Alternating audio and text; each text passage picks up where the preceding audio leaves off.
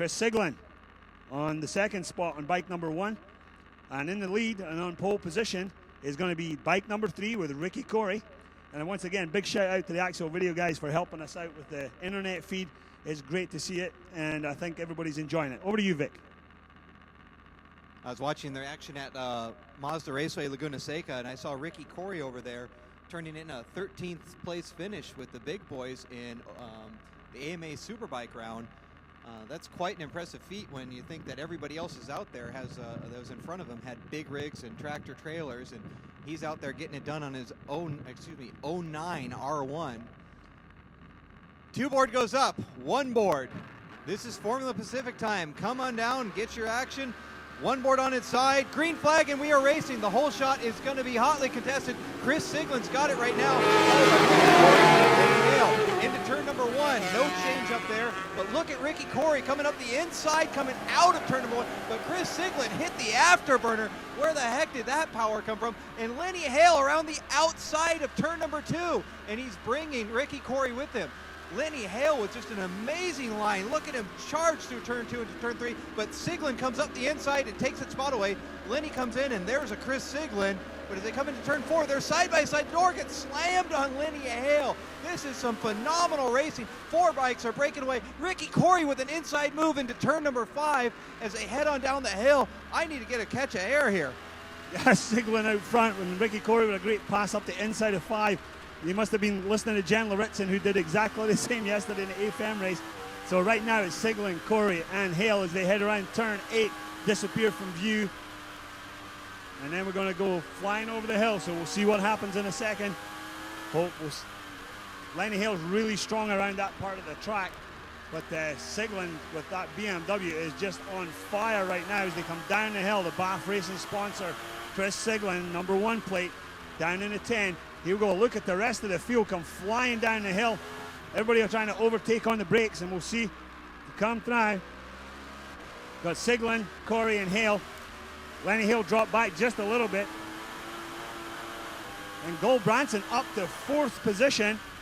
That's a great spot. That's a great start as well. Over to you.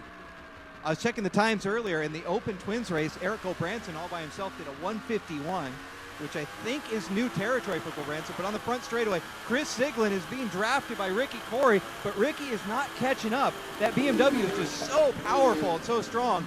Ricky Corey slots in behind him for turn 1, but this is where Ricky really shines. Look at him drive out of turn 1, heading into turn number 2. Big wheelie out of Lenny Hale in the number 3 spot. He is starting to fade back a little, and then Eric Branson caught up there in that first 4 as we're coming into turn number 3.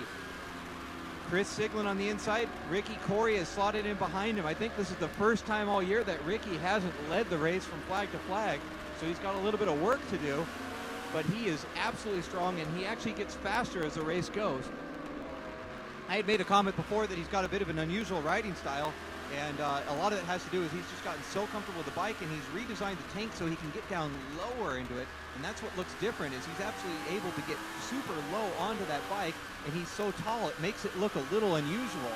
Again, Ricky Corey's a little over 6 foot tall.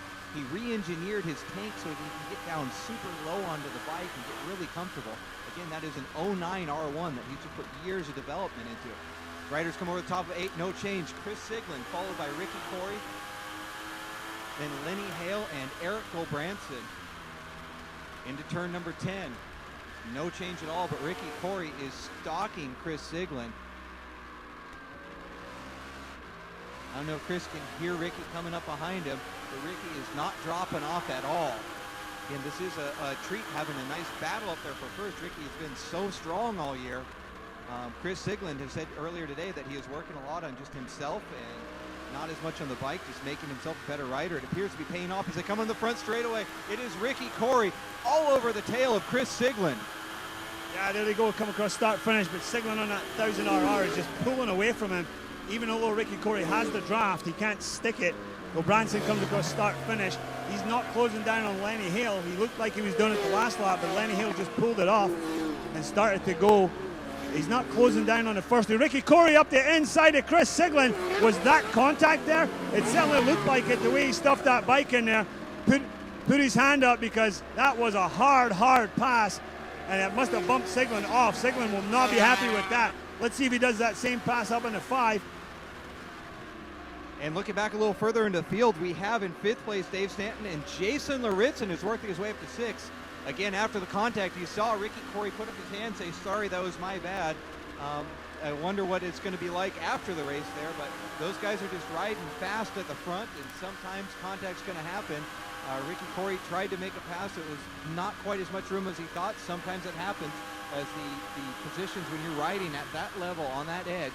It's a variable that's really hard to predict exactly what's going to happen.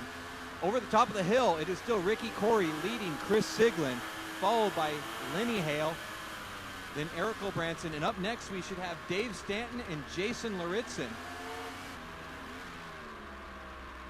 Hey, Chris Siglin has a fire underneath him right now as he wants that position back. He knows he's got the power as now he's pulling right in behind Ricky Corey. He's made up all the distance as they're getting ready for the front straightaway.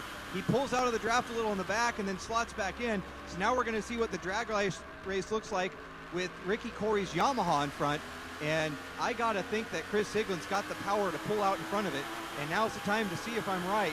Ricky Corey leading down that front straightaway. Chris Siglin drafting behind him. And he does not get around, but he sucks right in behind.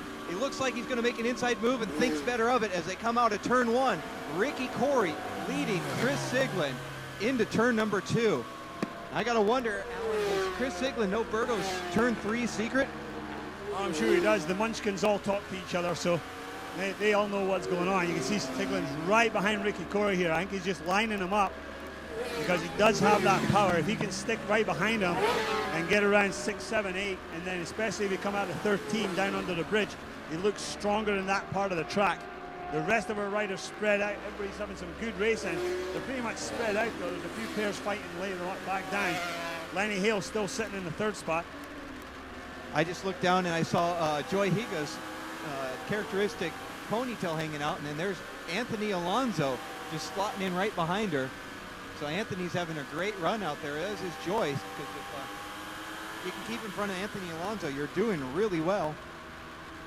We're going to try to find the leaders again as they come over top of turn 9. No change. Ricky Corey leading Chris Siglin, but they are still nose to tail as they head into turn number 10. Ricky Corey, Chris Siglin, hammer at Tong. Ricky Corey into turn number 11. Now here comes the big, powerful BMW through 12 and 13. Siglin is on the gas, but Ricky Corey got on a little earlier and got this massive drive on that back straightaway. I haven't seen someone gap Siglin like that before. Ricky Corey is just riding the wheels off this bike. I can't wait to see the times. I got to think they're down into at least the 49s, just pushing each other as they come onto the front straightaway. Yeah, here they come, cross flags. So it's halfway through. Ricky Corey has opened up about 10 bike lengths on Siglin. Siglin's going to have to do something about that pretty soon. Here comes Lenny Hale across start finish as another wasp bites the dust. And Eric O'Branson coming over the start finish line. 53 followed by that 3. Oh, it's Dave Stanton's on 53. And then close followed by Jason Laritzen. 62 coming across start finish. That's Harley Barnes. 14 and 99. 29 and yeah, Steve Mess is out there. I think it was 19. Joy Higa out there having a real toe-to-toe battle. And we're looking for Anthony Alonso. He's got to be back here somewhere. There's Joy's ponytail. I didn't see Anthony Alonso. Here he comes. Anthony Alonso coming back down onto the strip. Not too bad. A little 125 beat, ladies and gentlemen, out here with these 1000 cc's. And he's not getting spanked. Matthew Orange actually pitted, so I'm not sure what's up with his SV. Actually, Matthew Orange is on a big 1000. I saw him the lap earlier going a little bit off of his normal pace. He's usually running very well, and it seemed like it was a bit of cruise control. I don't know if he had a power delivery problem, but he wisely chose to pull off because he just didn't have the what it takes to stay with these guys up front there. Speaking about up front, again, Ricky Corey is still leading Chris Siglin as they head into turn number 14. And up here in the tower, it's now 3-0 with the loss kill ratio. I have 3, Alan has 0. And we need to see riders number 7, 3, and 115 to start finish. Again, rider 7, and look on the front straightaway. Here comes Siglin out of the draft, and he's got him. He got Rick Corey before the finish line, and he takes the lead heading into turn number 1. Chris Siglin has taken the lead back over with 3 laps to go. Chris Siglin is just absolutely moving. Ricky Corey is stalking him all over the back of him as they continue this battle. In the pits, we need riders 115 and 73 to start finish as soon as possible. Again, riders 73 and 115 to start finish. Chris Siglin seems to be opening up a tiny bit of a gap over Ricky Corey as he's just absolutely putting the gas to the ground as they're going through turn number 5A. Ricky Corey trying to catch back up to Chris Siglin on the big BMW, and Ricky Corey does it going into 6th. Again, the style, to me, it looks so unusual, the way he's able to get so low on that bike. Being such a tall gentleman, too, he's really just able to get down low and get things done as they come up over the top of turn 9. It's going to be Siglin leading Corey, but not by much. Chris Siglin still with about a 2-bike lead over Rick Corey. Into turn 10, they are nose to tail. Rick Corey looks a little bit up the inside, thinks better of it. Now he's going to try to make a move. And look at him inside of turn number 11. How'd he do that? Ricky Corey took it away going into turn number 11. I saw him drop back in turn 10 and thought he was going to get a drive out, but no, he got it done going into turn 11. As they go into turn 14, Ricky Corey now leads Chris Siglin onto the front straightaway. Here he comes. Let's see what happens. See if Siglin can do the same as he did last time, but I think Ricky Corey's got a little bit more of a gap. Ricky Corey with about 4 or 5 bike lengths over Siglin. Siglin closes it down a little bit. He obviously has the power, so I think we're going to see that move. If Siglin can just sit right behind him at the last lap, coming into 15, and then come out behind him, I think he's going to be able to take him.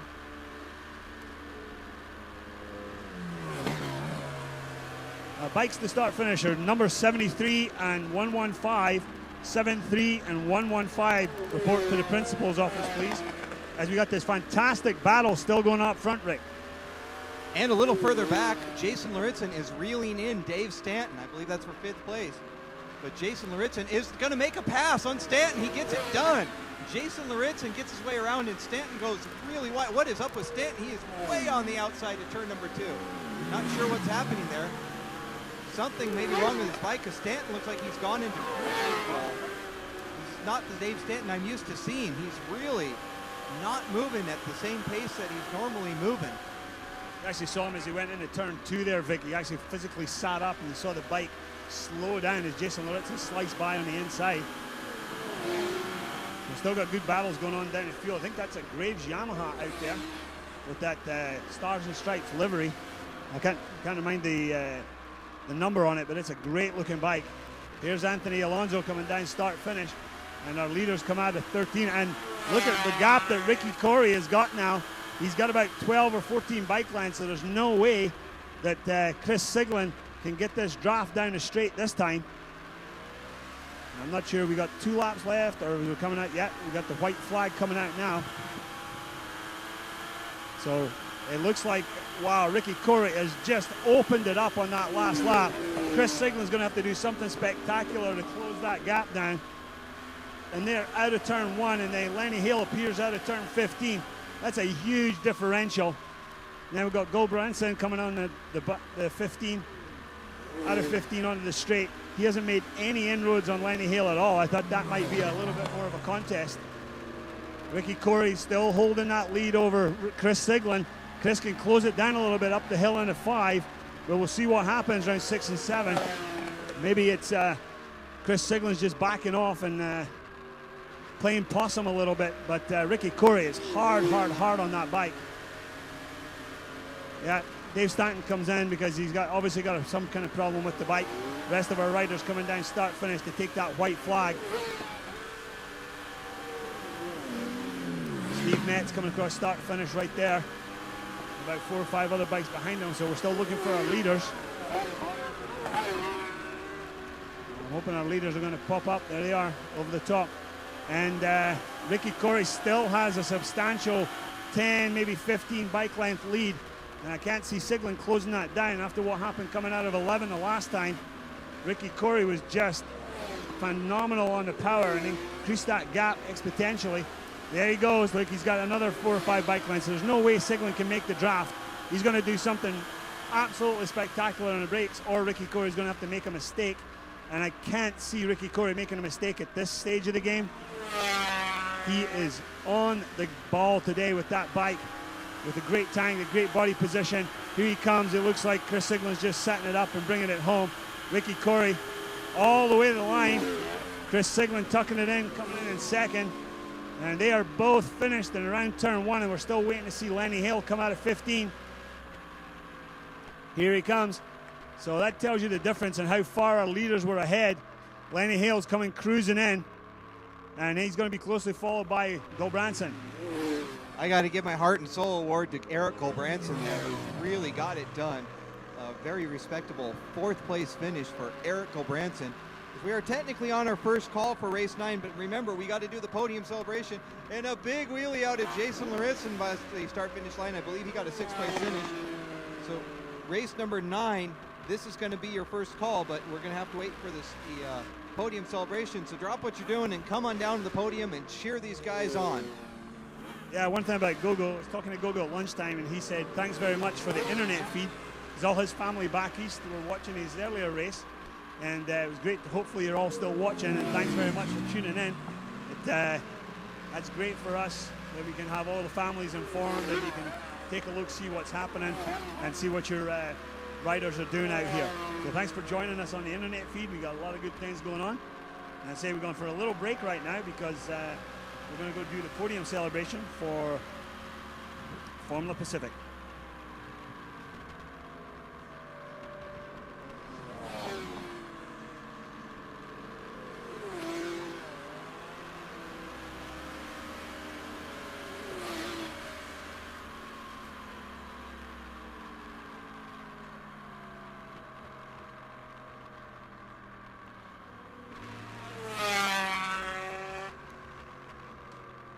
So if you are pit crew for Lenny Hale, Chris Siglin, or Rick Corey, can you please bring your rear stands or front stands, whatever, down to winner circle, right in front of the tower. And we were going to have the presentation for Formula Pacific. Vic is going to be down there, so if you're in race number 9, you have a little bit of time. Relax, and we will give you the calls. Don't worry about it. We will keep you up to date with what's happening. It usually takes a good 10-15 minutes to get through that whole podium ceremony as our race director walks down there with the microphone. Hi, Barb. So the rest of our riders just making their way around the track, giving their thanks to all the corner workers out there. Great to see Ricky Corey coming down, getting congratulations from the start-finish crew. Well done, Ricky. As he comes around, he's going to bring that bike down into the front of the